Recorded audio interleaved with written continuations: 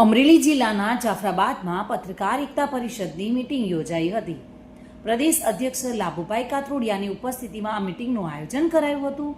અમરેલી જિલ્લા પત્રકાર પરિષદ પ્રમુખ સુરેશભાઈ દેસાઈ તેમજ જિલ્લાના દરેક તાલુકાના હોદ્દેદારો પણ ઉપસ્થિત રહ્યા હતા. પ્રદેશ અધ્યક્ષની ઉપસ્થિતિમાં મળેલી આ બેઠકમાં 14 જેટલા મુદ્દાઓ સાથે ચર્ચા કરાઈ હતી.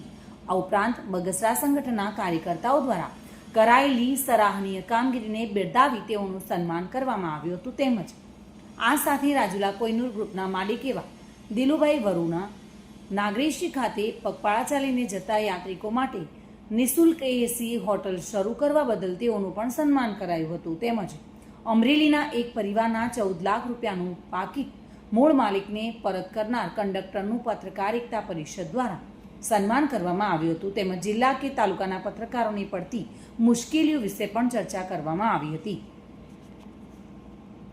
બાબુભાઈ વાઢેર સાથે bureau report, today Gujarati news.